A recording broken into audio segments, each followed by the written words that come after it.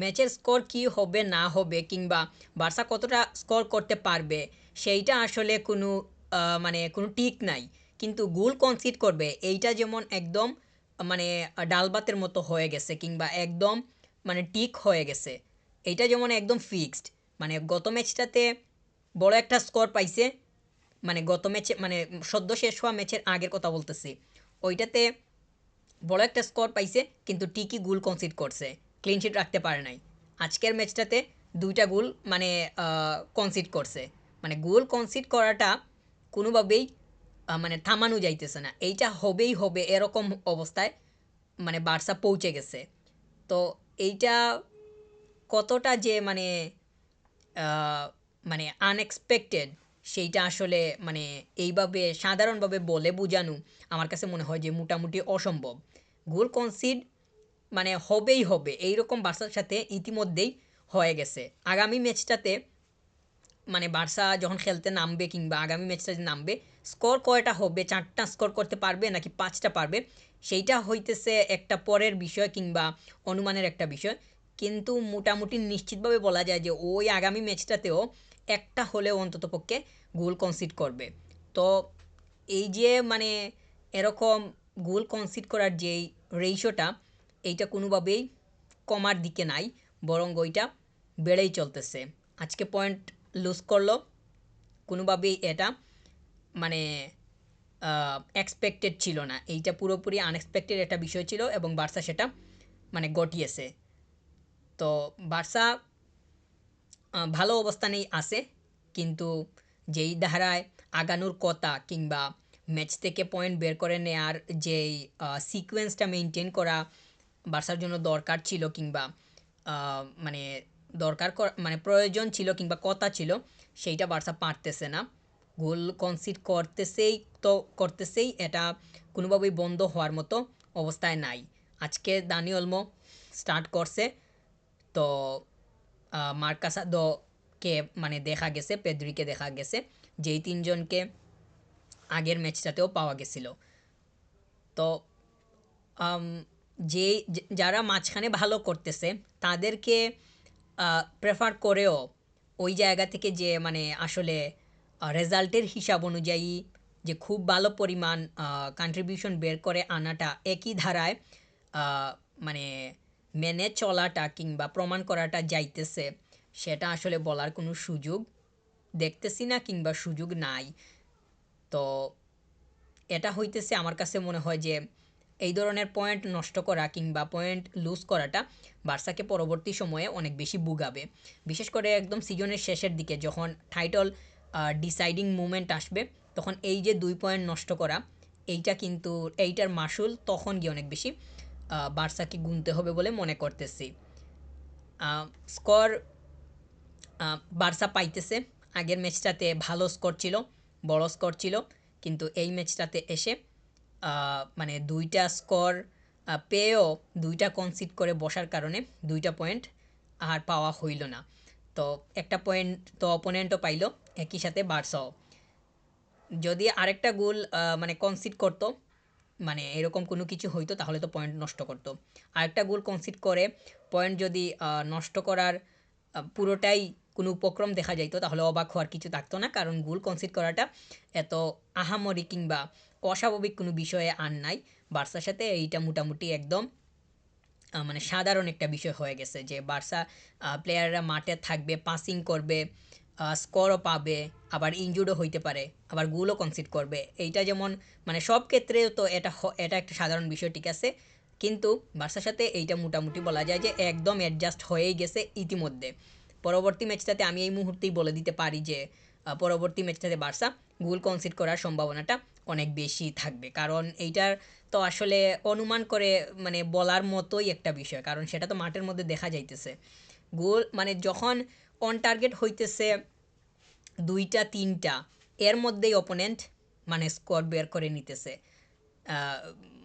On টার্গেটগুলা যে খুব ভালোভাবে আটকানো যাইতেছে কিংবা সেভ করা সম্ভব হইতেছে, সেইটার দেখা পাওয়া কোনোভাবেই ওইভাবে যাইতেছে না, কারণ রেটটা অনেকটাই বলা যায় যে অপোনেন্টের দখলে।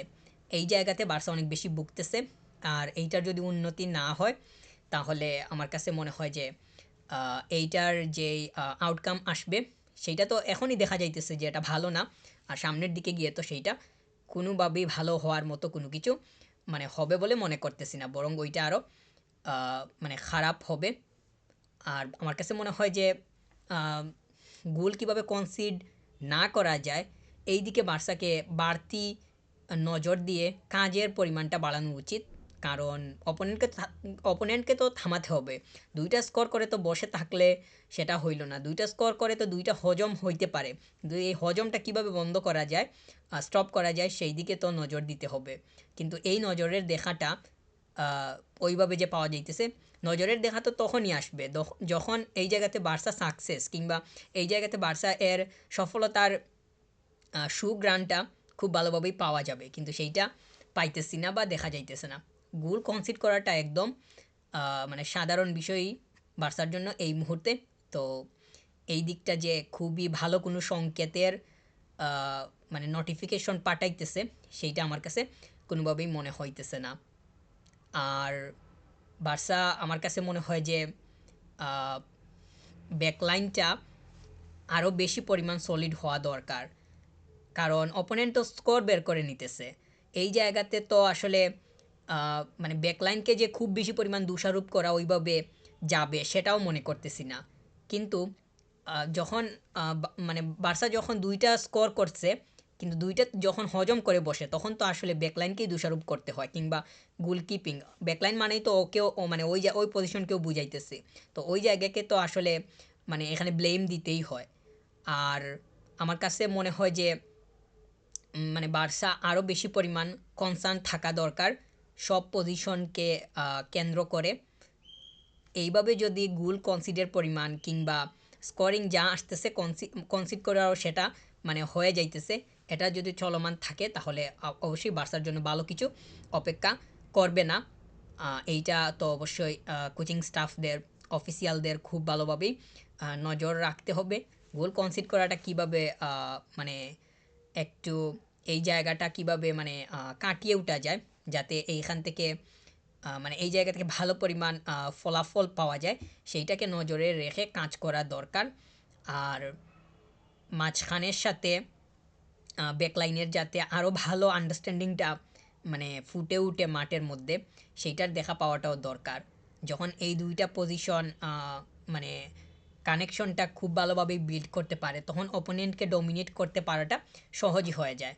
অপোনেন্টকে ডমিনেট করতে ফাইনাল থার্ডের যে ভূমিকা অবশ্যই আছে, কিন্তু যখন মিড এবং ব্যাক লাইনটা আমার কাছে মনে হয় যে এই দুইটা জায়গা যদি ঠিকঠাক মতো স্ট্যান্ড হইতে পারে তখন দেখা যায় যে আসলে অপোনেন্টকে যে মানে কন্ট্রোলে রাখা যাইতেছে সেইটার দেখা পাওয়াটা কিংবা ওইটা যে খুব ভালোভাবে দৃশ্যমান হয় সেইটার উদাহরণ খুব ভালোভাবেই মাঠের মধ্যে পাওয়া সম্ভব হয় বলেই মনে করতেছি। তো বার্সা গোল কনসিড করতেছে, এইটা কোনোভাবেই যে ভালো কোনো কিছুর মানে সিম্বল দিতেছে সেইটা মনে করার কোনো মানে সেইটা অবশ্যই ভালো কোনো কিছুর যে সিম্বল দিতেছে সেইটা মনে করার কোনো সুযোগ আসলে নেই, এবং সেটা মনে করতেছি না। আমার কাছে মনে হয় যে এই জায়গাটার উন্নতি দরকার, এবং কনসিডের পরিমাণ যদি এরকম থাকে তাহলে স্কোরিংটা কীভাবে আরও বাড়ানো যায় সেই দিকেও মনোযোগ দিতে হবে। কারণ কনসিডের সাথে যদি স্কোরিংটা একদম ইকুয়াল হয়ে যায় তাহলে তো পয়েন্ট আর কীভাবে বাড়লো, পয়েন্ট তো তখন একই থাকবে। কনসিড যদি এরকম থাকে তাহলে স্কোরিংটা যাতে আরও বেশি হয়ে যায়, আরও একটু উপরের দিকে যায়, সেইটারও তো নজর রাখতে হবে। তখন গিয়ে তো ডিফারেন্সটা খুব ভালোভাবেই ক্রিয়েট হবে এবং সেইটা খুব ভালোভাবেই ডিসপ্লেড হবে। আর আমার কাছে মনে হয় যে ফাইনাল থার্ডদেরকে আরও বেশি পরিমাণ দায়িত্ব নিতে হবে। কারণ যেহেতু সবাইকেই দায়িত্ব নিতে হবে, যেহেতু ব্যাকলাইনটা ভেঙে স্কোর অপোনেন্ট পেয়ে যাইতেছে, তাহলে ফাইনাল থার্ডকে কীভাবে আরও স্কোরের রেটটা বাড়ানো যায় সেই দিকে মনোযোগ দিতে হবে। ওইটার প্রপোর্শন যদি সামনের দিকে মানে আগানো যায় তাহলে আমার কাছে মনে হয় যে সেইটা বার্সার জন্য সামনের দিকে অনেক বেশি ভালো কিছুই মানে হবে। আর বার্সা যেইভাবে গোল কনসিডের মধ্য দিয়ে যাইতেছে এইটা যে খুব ভালো কোনো কিছুর মানে লক্ষণ সেইটা বলারও আমার কাছে কোনো সুযোগ নাই। তবে সামনের দিকটাতে কিংবা সামনের ম্যাচগুলোতে কীরকম হয় সেইটাই একটা মানে দেখার বিষয়।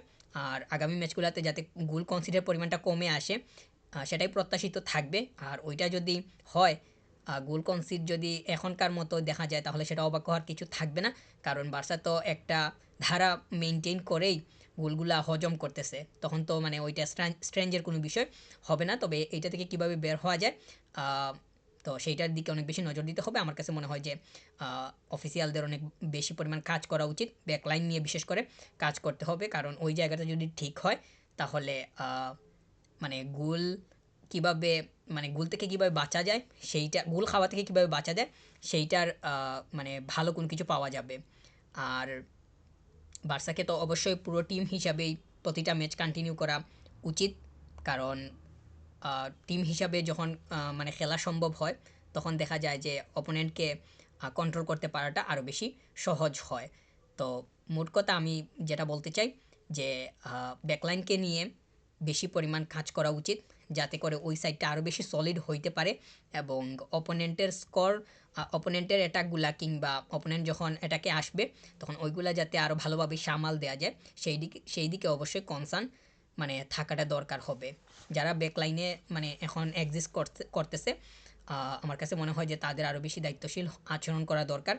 তারা মানে তাদেরকে তো আসলে জাজ করা তখনই একদম সহজ হয়ে যায় যখন দেখা যায় যে তারা স্কোর করে, মানে যখন টিম স্কোর করছে দুইটা কিন্তু কনসিড করে ফেলছে দুইটা, তখন তো মানে ব্যাকলাইনকে আসলে অনেক নিয়ে অনেক কথাই বলা যাবে, যেটা কোনোভাবেই পজিটিভ কোনো কিছু না। কারণ দুইটা যখন স্কোর মানে অপোনেন্ট পেয়ে যায় তখন তো আসলে ব্যাকলাইন যে খুব ভালো পরিমাণে ছিল সেটা তো বলার কোনো সুযোগ থাকে না, আর যখন স্কোর লেভেল হয়ে যায় তখন তো আর কোনো কথাই নাই। তো আমার কাছে মনে হয় যে টিম অফিসিয়ালদের ওই জায়গাগুলোতে অনেক বেশি কাজ করা দরকার হবে। আর প্লেয়ার্সদেরকেও আরও বেশি পরিমাণ কনসার্ন হইতে হবে, কারণ সামনের দিকে তো কোনো নর্মাল কোনো ম্যাচ আসতেছে না। যত সময় যাইতেছে, সিজন যত আগাইতেছে তত তো আরও কঠিন সময়ের সম্মুখীন হইতেছে, তখন ওইগুলাকে যাতে আরও ভালোভাবে ফেস করা যায় সেইটার দিকে নজর দিতে হবে। বিশেষ করে ডিফেন্ডার যারা আছে তাদেরকে আরও বেশি পরিমাণ মানে হার্ডওয়ার্ক করে এই জায়গাটা কিভাবে হ্যান্ডেল করা যায় সেইটার দিকে মনোযোগ দেওয়াটা খুব বেশি পরিমাণ দরকার হবে।